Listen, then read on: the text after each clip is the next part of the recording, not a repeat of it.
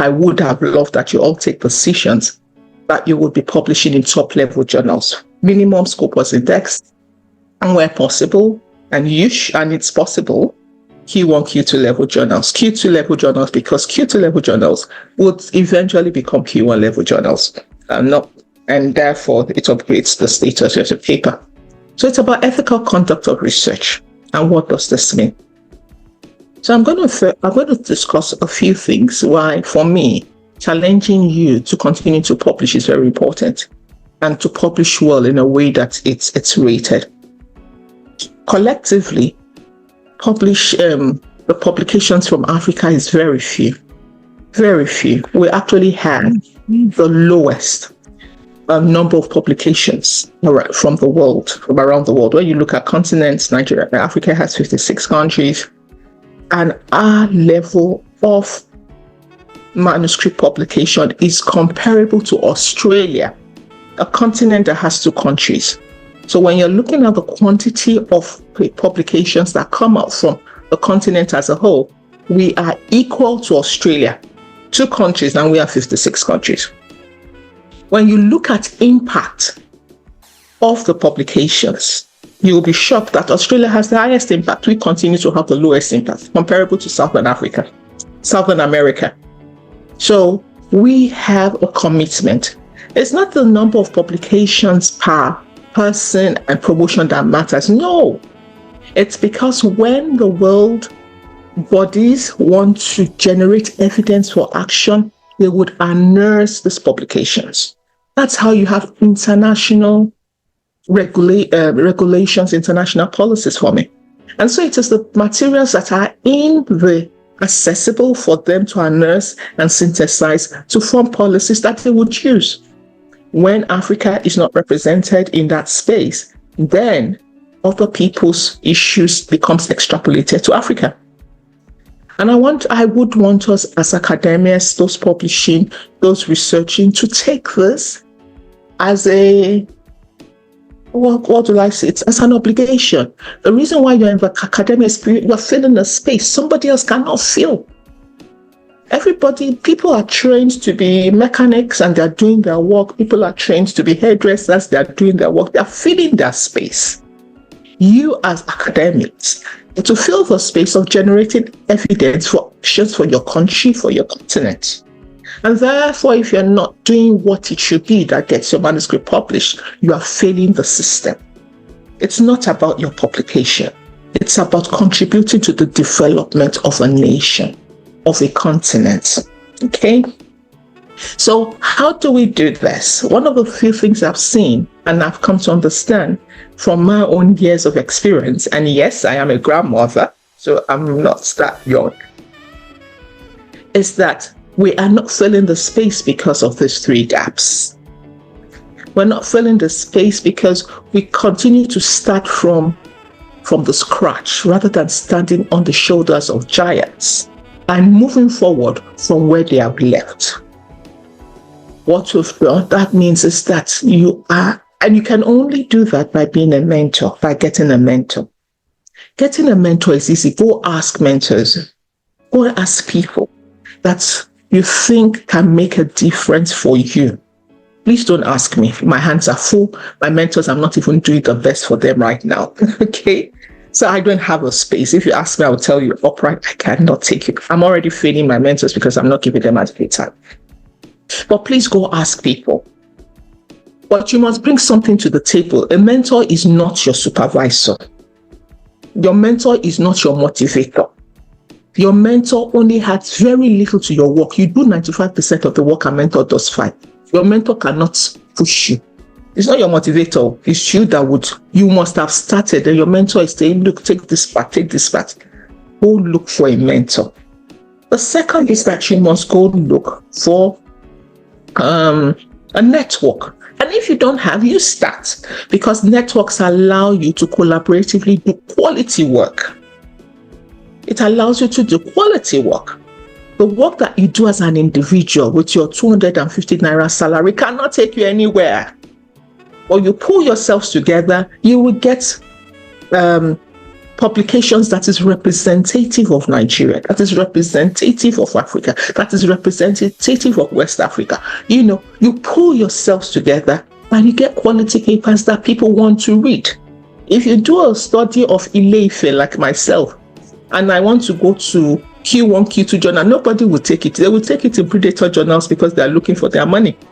But they won't take it in any reputable job. What is my call? Even Nigeria, your Ile-Ife is 1 out of 774 local governments. It's not representing Osun State. It's not representing Southwest Nigeria. It's not even representing Nigeria. How much more you want to take it to the global space? It has no value beyond the audit that you are doing. Then the worst thing is when you now go and do something in one hospital.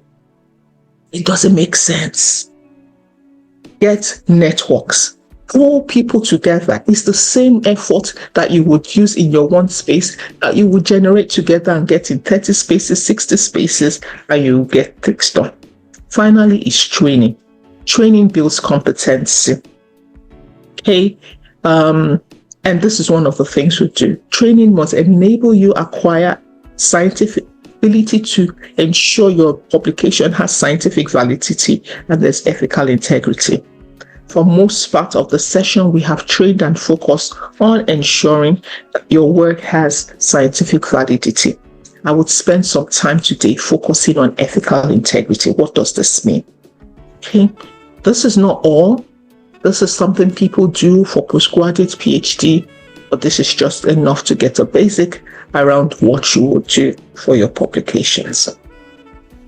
So what we'll be looking at today is to look at the importance of bioethics, applying the principles, the basic principles, and also to talk about international collaborations. Remember that I'm encouraging you to form groups. Look for your friends in other countries and pull them together and write based on data that you generate around countries. You will see people will be interested. In a continent where there's no paper coming from there, once there's paper from Africa that is of quality, they would support you to improve the quality. Why? Because your paper will be highly sought after and it will impact the rating of that journal. So they seek it.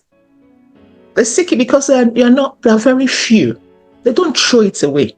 They would give quality peer review that would enable you get it published because that's one of the very few and it will impact the rating of that journal. Okay, and then I'll look at applications, how you apply this, where our ethics committee applied the review throughout your research design, and a little consideration I did note about international collaboration. So for this session, I'm going to also take you through how IRB reviews things. They look at your protocol, what they look for, and the attention you must give so that you meet the minimum standards. Why is ethics important? It's important to know that there are things where you must take cognizance of ethics. And first is to note that you as a researcher may be blind to this many things because you are interested in your data. That is it. When you are running for your data, you are focused on data, you may not see this. And that is why you must get ethics approval. Please do not start any research without ethics approval. Please do not exclude yourself. That is one of the reasons why in high quality journals do not take manuscripts. You do a research without ethics approval, nobody will touch it. They will just, from the editor's decks, they will just turn it back. It does not stand. It cannot stand. There is no excuse whatsoever not to get an ethics approval. There's no excuse. It is the ethics committee that will write that they have exempted you from the ethics review, not you taking the decision. You're not going for ethics because there are various review and it is beyond the session to discuss it. There are various review. Even the exempts, it's not you that exempts yourself. It is the ethics committee that will write exempt certificate for you. So please, whether you're working on human beings dead or alive, whether you're working with human beings directly or indirectly, please ensure that once you have a research that will result in publication, go get your ethics approval. Your ethics review is important because all research has risk. There is no research that is free of risk. The research either has minimum risk moderate risk, or maximum risk, high risk. High risk as those that are invasive. When you are doing your knowledge, attitude, and practice, then it's minimum risk. But there is no research that has zero risk. And knowing that your research can cause harm, ethics committee would adjudge that your procedure will cause more benefits than harm. There is no zero harm. That is what they are judging. This procedure that you want to do, this study we want to do, will cause more benefits than harm. And for the harm that it will cause, the ethics is assuring that safeguards are put in place to minimize as much as possible the harm that will happen. It is also very important that when you're doing research, there must be every evidence that the dignity of the study participants are preserved. You must show respect for your participants and preserve their dignity. Science has nothing without study participants. You cannot you only have science, and you only have your manuscripts, and you only have your promotion because they are study participants. And therefore you must respect their dignity. And any bad science leads to unethical research. So even though your science might have validity, there might be ethical concerns. Once your science has no validity, once your science has a problem, it is unethical in itself.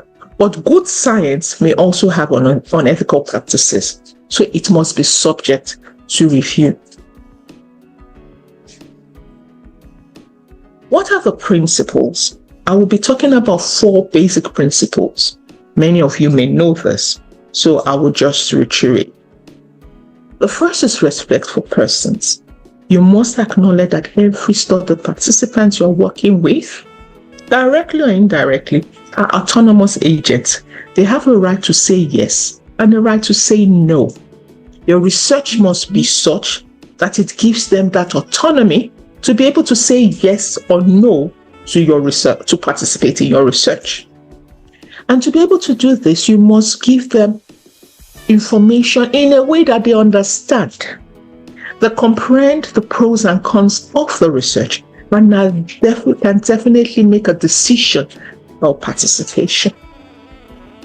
There must be nothing in the form of coercion or manipulation to get your study participants to participate. For example, you are a teacher, you stand in front of the class, ask your students to please put the name their attendance sheet, and then you, the teacher, you're doing the study, you are now distributing the questionnaire and saying, oh, you don't have to participate, it's free and voluntary. There is nobody in my country like Nigeria, maybe Europe and America, but in my country, Nigeria, that would not feel that full. With you standing in front, administering the questionnaire, taking attendance and saying, oh, you are free not to participate. When you finish, you collect the questionnaire and you be counting. How many? And there are 35 in this class. I've only gotten 20 questionnaires. No, that is coercion in itself. Or, for example, you're doing an antiretroviral therapy study, and it's only those that are on the trial that gets the therapy. But more importantly, people on antiretroviral therapy are going to be there for life. They can't switch anyhow. It's not like Panadol. I took Panadol from Bicha. I want to switch to Panadol from Pfizer. It's not possible for people. And then you say, oh, they are free. They're not free. They're going to be there forever because your drugs, they have to continue to take your drugs. They're not free. So what is the alternative in place that allows these people to be free? So as to exit your trial as much if they want. So these are the issues we're looking at. What is it in your protocol that is coercing or manipulating people to stay on, even if they don't want to? There must be respect for confidentiality, which is the security of data, and there must be respect for privacy, which means engagement with the study participant is only accessible by those that should otherwise access that space. Okay? That's the first principle, respect for person. Respect for person, I'll also add, includes the fact that you must respect people's culture and the community practices. This is not the place to start implementing your research. Your research outputs may make communities change their ways. But if you, at this time, you respect the norms of communities, this is that, for example, I say, if I'm doing a biomedical research and I go to the north, the people that would do the clinical examination in the north for a woman must be a woman, and for a man must be a man, because that's their culture. Whereas in south, a man can examine a woman can examine a man. There is no issue. You must respect your culture in the way you are implementing research. That's the respect for persons. Respect their norms. If you're going to take ethics approval in communities where the wife must take permission from the husband to be able to participate in your research, respect it. What the research expects is that you will get assent from the peer partner and collect consent from the participants. Okay, it is not for you to be there and say you're changing norms. No, respect community norms. The second principle is beneficence. Your research must do good. That is why your protocol must show the social good that your research is going to, project. There must be social value. Ensure that benefit happens, and you must maximize benefit and minimize risk. Ethics committee would look at the risk-benefit calculates and ensure that the benefit outweighs the risk. Please note that in that process, when you're doing research, charity is good. There's something called moral good. Okay, there's something called moral good. I'm sorry, I'm managing the attendance. There's something called moral good. So do good. For example, you're doing a study on malaria and you notice that the community does not have good water. You have access to people that can do borehole for that community. Do it. Okay, or you notice that children are always breaking down with malaria, but you have access to, maybe you just are the friend to the Minister of Health that is looking for where to put a PHC. Suggest that this community benefits from a PHC, primary health care. Just do good. Anything you can do additional of benefit to your study participants or study population, do it. Okay, but not in a way that will manipulate them to participate in your research. Okay. The third is about no maleficence. Many of the study we do not bring direct benefit to study participants, but do not cause them harm, even if you're not causing them good. Do not cause them any harm. One of the things I say, especially for those involved in biomedical research, you want to do a study that is looking at the relationship between malaria and lung infection. If you treat a patient for malaria, you don't take chest X-ray. But because of your research, you now tell them to go and do chest X-ray. You have caused them harm because they have used their money to support your research. Or maybe now because of your research, you are doing malaria. Normally, you will see the patients on day 1 and then see the patients on day 3 or day 5. But because of your research, you now want them to be coming every day. They will come every day because you are in charge, but you must give them transport reimbursements. They cannot be using their money to come for your research. You are doing harm when you do not pay for that transport reimbursement. So you must not do harm, even if you are not benefiting them. And this is also available in many moral guidance. Respecting laws in the way you practice your research, as well as not doing any study participant harm. The fourth principle is justice. Justice means there must be equal opportunity for everybody that should be able to participate in that research to participate. It's about fairness. It's about sharing benefits and burden. A typical example I give is that one, you want to do a study on contraceptives. You want to study uptake or whatever of contraceptives, or you want to design a contraceptive. You do know that it's the rich that would use contraceptives more than the poor. Not that the poor don't use, but when you are looking at proportional use, it's the rich that would use contraceptives more than compared to the poor. And then you want to recruit participants. You go and be recruiting participants from poor. At the end of the day, the benefit will go to the rich. Yet you would use the poor to generate your data. That's unequal sharing of benefits and risk. Do research that will benefit the poor among the poor. Do research that will benefit the rich among the rich, no matter how difficult it is. So for example, you are studying in Lagos, you know that the rich are in Victoria Island, and the gates are so high that you can't even enter their house. So you'll be going to Makoko, where everybody is on the streets and their house has no barrier, and you can collect 1,000 people in 2 days. You are not equally sharing benefits and burden. Do not do things because it is easier. Do things because it is right. Equal opportunities, fair benefit sharing, and as much as possible, your procedure should improve equality where it is feasible, including your data analysis, so that we show where the problem is. And when you submit your protocol to ethics committee, this is what they study. They take a decision based on this principle. They would look at how you respect persons. They would examine your informed consent. They will examine your assent form if you're going to deal with children below age 18. Between age 12 and 17 in Nigeria, you must have an assent form they would want to study. There are times where you might have to do surrogate consent. For example, somebody is unconscious and you want to do consenting for that person. It is somebody else that might consent on behalf. They would want to see your procedure, not just the form, but the procedures that you want to take to do this. And they will do everything to protect every participant, especially the vulnerable study participants. They will put everything in place. For them, one participant is as important as every other participant. They will look at your study selection criteria to ensure that you have justice. Do you have a justification for inclusion of any study set of participants? Do you have a justification for exclusion? The typical example I look at is you want to do sexual and reproductive health research in Nigeria, whereas you know that in the North, as young as 9-year-olds get married, and therefore they need sexual and reproductive health studies that addresses their concern. And then, because you do not want to get parental consent, or because you don't want the wahala of consenting process, you start to recruit participants from age 18.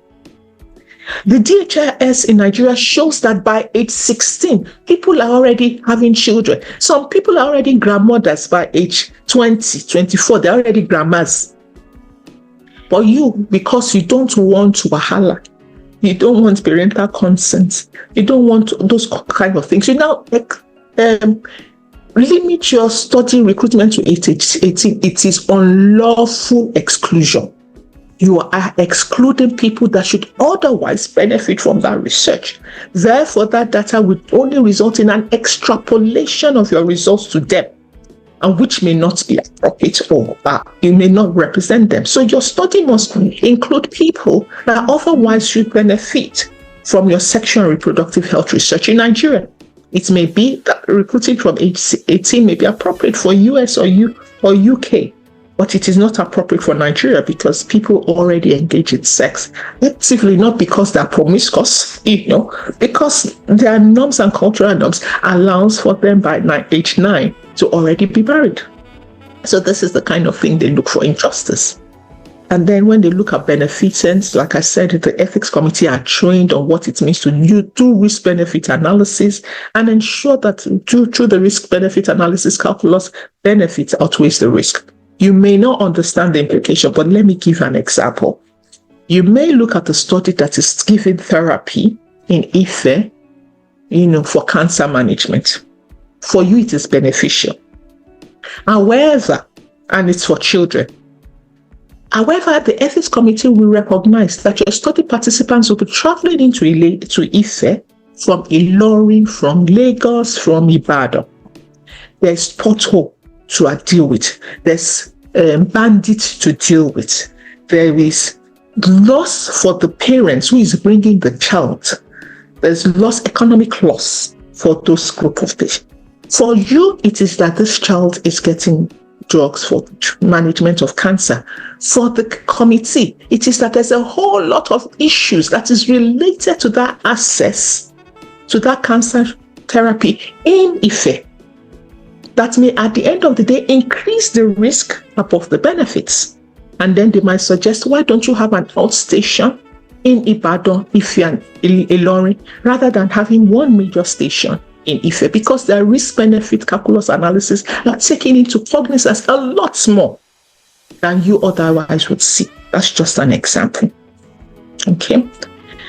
So please note that you need to submit a plan for ethics review and for ethics analysis.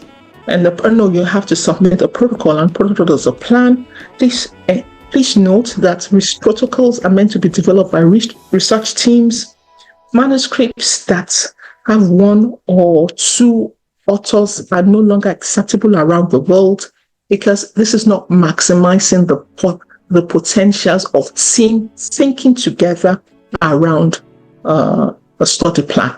When you bring teams together, you have high quality and multi-research teams. When it's just one person, the risk of telling lies and manipulating data is there.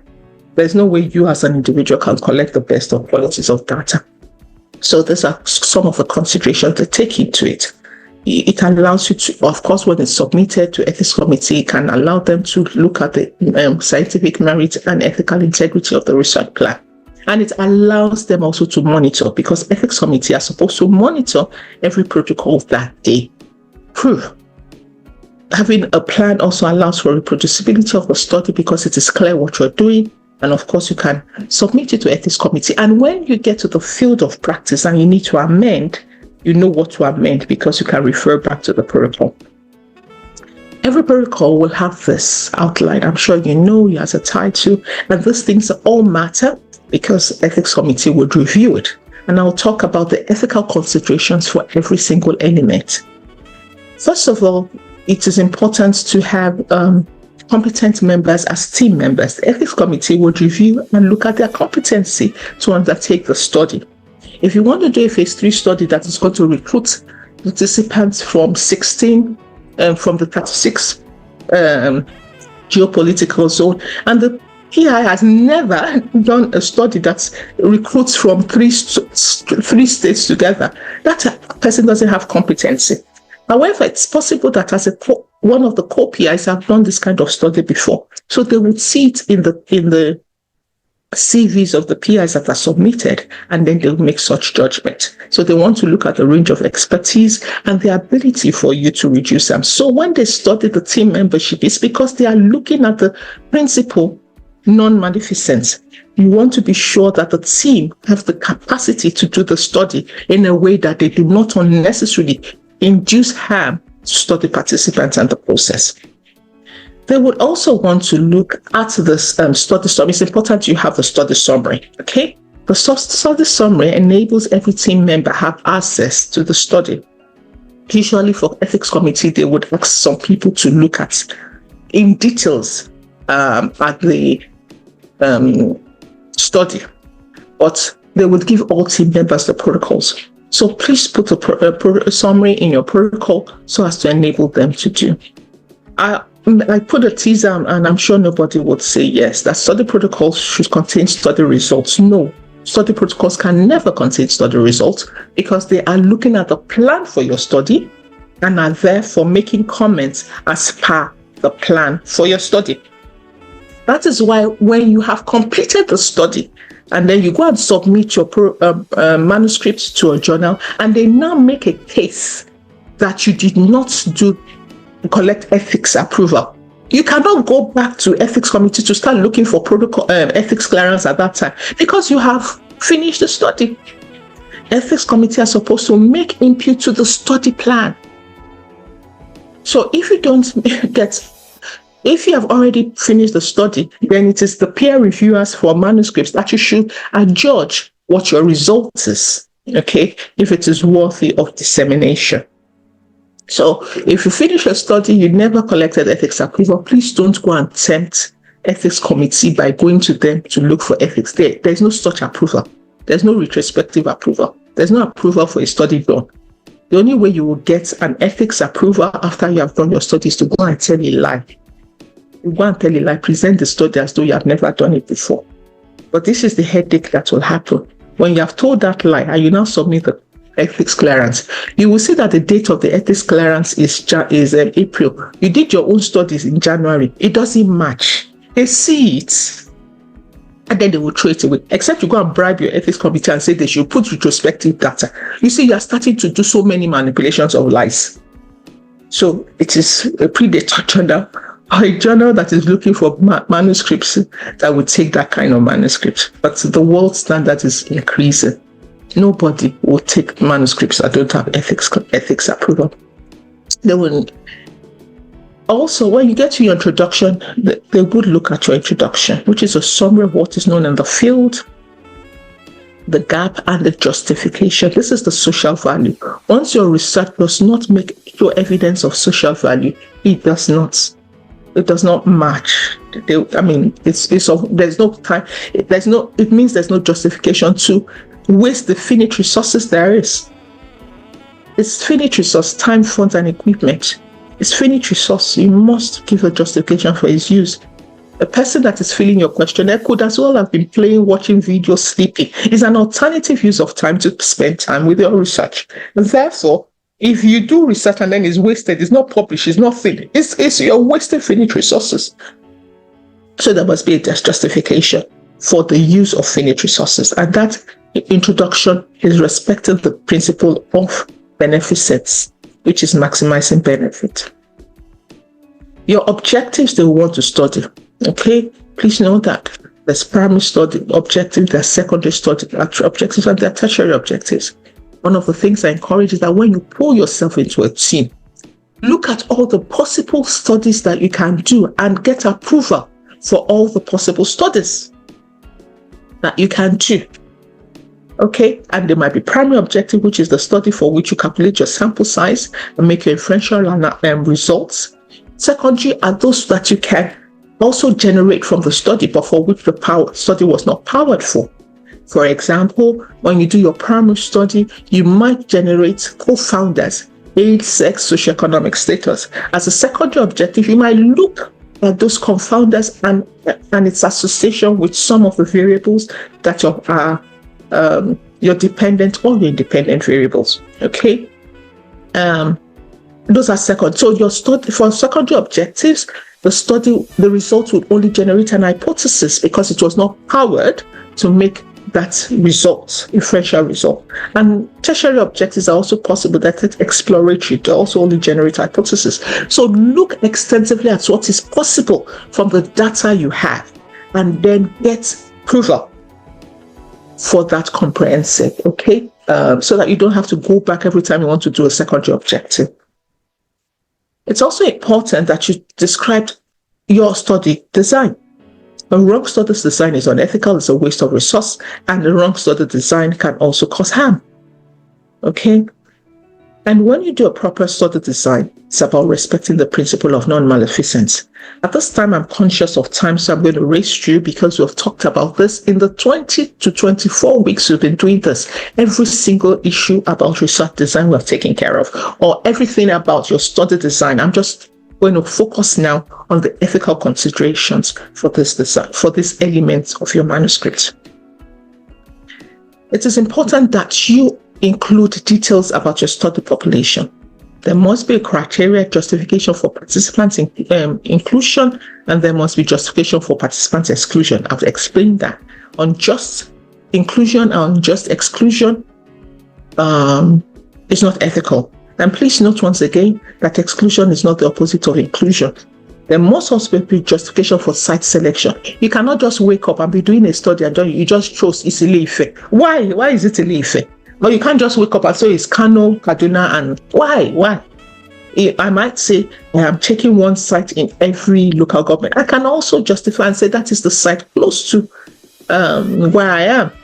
Okay, it's a convenient selection of site. You must justify it. You can't just wake up and just dream and just choose sites. There must be justification. So unlawful exclusion for any reason by each site selection or study participant selection is a disrespect for the principle of justice. Sample size calculation, once again, is also very important because it's the evidence of power to make appropriate deduction. Many of our manuscripts are not published because we don't have sample size, at least in a Q1 level, Q2 level journal. Also, you will find that many of our studies never enter into systematic reviews because it doesn't have sample size. One says sample size because you cannot justify the inferential results that you get once you do not show that your study is powered to make that deduction. Of course, qualitative studies do not need sample size, but there's a minimum. And you talk about saturation, and I've actually seen studies that show evidence of how they generate their minimum. It's not just a blanket discussion of 12 people is minimum, because 12 people, I have done studies, and 12 people is not minimum. It's not minimum. You don't get to saturation with, it's not maximum. You don't get to saturation with just 12 persons. So there must be some of those kind of discussions, So usually when you calculate your sample size, it's the maximum sample size that you calculate, because if you say that with your results, you can get the answer with 10 persons, why would you do 11 persons and expose one more person to harm? Remember what I said at the beginning, there is no research that has no harm. You have minimum, but there's no zero harm. So if you can get your results with 10 persons, why would you recruit 11? When one extra person does not add value, but yet you're exposing the one person to harm. So it's maximum sample size to calculate, and at most you increase your maximum sample size by 20%. Please know that when you calculate your maximum sample size, you've already put all your adjustments and all your blah, blah, blah. And you must trace the maximum sample size.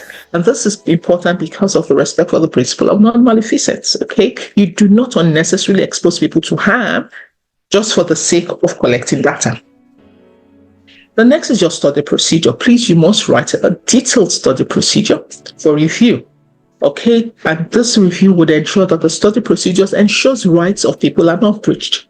Your sampling process must be appropriate so that you ensure that all eligible persons that should be on the study are recruited, thereby respecting the principle of justice. You must use the least invasive procedure so as to respect the principle of non-maleficence, including the way you ask questions. Going to ask questions, did you have sex last night, is an invasive procedure. Whereas if the social science person is on your team, they will help you design that question in a way that is not invasive. You go and ask an adolescent, did you commit abortion? Before you finish the question, they're going to say no, because it's an invasive procedure question, okay? Or you go and ask a widow, your husband is dead. Since your husband died, when last did you have sex? It's an invasive procedure. You're going to give trauma to this person for another 5-6 months. So don't think that because that you have question and there is not invasive, it's invasive. And so they review it so that you use the least invasive procedures and respect the principle of non-maleficence. They want to see, like I said, every research has risk. They want to see things. You must put things to mitigate this risk, be it minimum risk, moderate risk, high risk. What are the things in place to mitigate this risk? Okay, and mitigating this risk respects the principle for non-maleficence. You must adhere to the laws of the land. Anything that needs to be reported must be reported. If in your research you've identified pedophilia, you must report to the law. You also must respect norms and traditions, thereby respecting the first principle, respect for persons and communities. And you must use appropriately consenting process. There are consenting process. If you're working in a Yoruba community, you use Yoruba. If you're working in a Hausa community, you use Hausa as a consenting process. If you must get assent, get assent. If you must get surrogate consent, get surrogate consent. If you must get permission from the community before you get in, get permission. If you must get assent from the husband to be able to assist the wife, get assent. Use the appropriate consenting procedures, thereby respecting persons. Also, the study instruments must be affixed as an appendix because they want to ensure cultural appropriateness of that instrument. Okay, I have worked in this field for a while. I know the languages must matter. The fact that you use that instrument in the south and you go to the east or go to the north is not the same. The language context is not the same. And these things matter because you want to ensure that you correct factual information. It's not just about collecting any data, then you analyze and put result there. No, because research is about putting the truth out there so that the next person can build on it and we get to the ultimate truth for action. So you cannot just put data there because you just feel you want to publish material. No. You publish what is right. Important for policy formulation, important for programming, important for taking decisions about the lives of people. So you must do everything ethically properly to enable you generate the right information. that can be used for your manuscript publication. So that instrument must be culturally appropriate and culturally sensitive in a way that you will pick. I remember there was one study that we were reviewing. Yes, it was a conference and presentation, and they were presenting, and they said something about, like there was the number of yeses and nos. And then somebody asked them, how did you get these yeses? That in the culture, I think it's Thailand, in the culture, when you ask a question, the way a person says yes, they will say yes. But if you ask a question and before you finish it, they've said yes. In that culture, it means no. It doesn't mean it's yes. If they stop a little before they say yes, that is yes. So it takes people on ground to know that there's a difference between yes and yes because of the cultural appropriateness.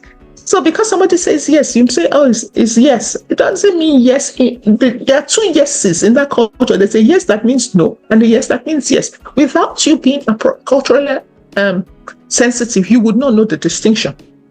So these are the kind of things. How do you ask cultural appropriate questions? This is so critical. And once again, it's critical because you want to generate the truth, not to just publish a paper. And every instrument you use, they must ensure that there's construct and content validation. It's outside the scope of this lecture, but please note you don't just bring instruments. And use a cultural appropriate language and language that will facilitate disclosure. Like I said, for example, if I'm going to an adolescent, the kind of question I would say is that I would write, we do know that people have sex early, adolescents have sex. How many times have you had sex in the last 1 year, if that's what I want to know? They would list and they will have an option. I have never had sex. Okay, so those ones that have never had sex will say I've never had sex. Those that have had sex will report because it's an armless question. But when you start the question as have you had sex have you ever had sex? Yes or no? Those that say yes, how many times? Of course, all of them would not have had sex because that is an invasive question that is not safe to answer. So all this examining and review of the instrument is all to respect the principle of non-maleficence. They would look at your data analysis plan. They want details of your analysis plan. Include your dependent variables, your independent variables, your univariate analysis, your bivariate analysis plan, and the tools you want to use for the bivariate analysis. It must be there. In addition, your inferential analysis. What kind of logistic regression analysis are you planning? The details about this tool must be there. Okay, and the models for which to generate your inferential analysis. Are you using logistic regression? Are you doing multinomial? Are you doing multivariate? What is it that you're doing? Linear regression? What is it that you're doing? Okay, and if it is qualitative, you've spent time learning about qualitative, there are ways to do this analysis and generating this information. Your data analysis plan is reviewed so as in view of the respect for the principle of justice. And finally, please note, before finally, it is unethical not to disseminate your research outcome because non-dissemination is a waste of resources. You have used resources to generate information and then you go and put it on the shelf. It is a problem because it will be assumed that study had never been done and somebody will go and do it again, thereby wasting resources and time. If that issue is of importance, you want us to get to the answer as fast as possible. And therefore, you do not hide information that you already have. And there are multiple ways of disseminating results. Publication is one way. Blogging is another way. There are many ways of doing research. I am sure if you think to yourself, you will know there are multiple ways. Conference going. And now you would answer in the box. What principle does dissemination respect and why? Okay, I will look forward to looking at the chat box and having your answer. And budget, some ethics committee will require for budget. And this is to ensure that the research is appropriately resourced. Because when it's not appropriately resourced, you will be cutting corners and you'll be transferring the cost to the study participants, like the example I'd given initially. You want to do malaria studies, you're doing and looking at malaria and it's linked to chest infection, and then you're transferring the cost of X-ray to your patients because you do not have the budget. And a review of the budget is just to prevent harm, non-maleficence, respecting the principle of non-maleficence. Okay? So please note also, remember once again, I am encouraging you to do international collaborations. Be deliberate about it. If nobody's calling you, you go and call others and form teams and do international research. If you're not doing international research, do national research. Stop doing studies in your hospital alone. It won't carry weight. It will only go to Predator Journal. Okay? It will only go to Predator Journal. So go and pull your friends around the country and collect data from around the country. Collect data from Southwest Nigeria. Collect data from Northern Nigeria. Collect data from Nigeria. And do that. But then there's international collaborations. Please ensure that when you're doing these collaborations, be it regionally or internationally, ensure ethics clearance is collected from every partner that is doing it. I just, for the first time in my life, I submitted to Ethics Plus Global Public Health. And they're asking me to submit the ethics clearance for my partners. Fortunately, I got it. So I was able to submit it. Okay, so you must get ethics clearance from your. Things are getting hotter and hotter. If you are doing things in multiple sites in Nigeria, get ethics clearance for all the multiple sites. Okay, if you are doing scoping review, systematic review, go and register your study. Okay, and once you finish, please ensure that you have your data accessible by anybody in the world. Store it openly and get it accessible. And follow country rules of data transfer agreement. I am saying this because one of the worst things I've seen in research is when you have international collaborations. You transfer your data to your international collaborators. You yourself cannot have access to that data. I've never seen anything like that. In fact, I can't remember. I said in the 21st century, how did you sign that MOU? You are greedy because of the money that you got. You forgot to read in between the lines. How can you as a PI transfer data and you don't have access to the data for you yourself? It's selling the country. Please don't do this kind of things. Follow the rules of your country. Data transfer agreement, for example, in Nigeria, there are things about material transfer agreements and data transfer agreements. You cannot just carry materials and go to another country without following agreement rules, because these things generate IP. And other countries benefit and you don't benefit because you did not sign appropriately. I find it very awkward when you have international collaboration and then you're coming to the Center Office of Research and say, please sign this today because it is closing tomorrow. How can? Who does that? Except Africans who thinks they can push their systems around. Please respect rules. Do not sign any MOU without going through your institution to review it. Do not sign an MOU without the university or your institution's lawyer going through it to look at the implication. I can tell you many of you have sold our countries out, including people that do PhD programs and carry data and carry samples to countries for their PhD. And you never signed a data transfer agreement or material transfer agreement. Of course, you leave it there and they're going to be using it forever to generate knowledge for their own society, generate manuscript for their own society. And then we in Africa continue to be low producers of knowledge, whereas we are contributing to knowledge that is not acknowledged. Apologies for my sentiments here. In conclusion, please note that ethics is about respecting the rights of persons and the collective. It is not a showbox and it's not a tick box activity. It is a serious thing. Don't just go to ethics committee to get approval and then you go and do your own things. No, that's not the way research is done. Appreciating that research is not about you, but about generating knowledge for the benefit of the society. It's about giving back to the society. So research needs to benefit the participants. Don't use people. It must be of benefit to participants. It must be of benefit to the society.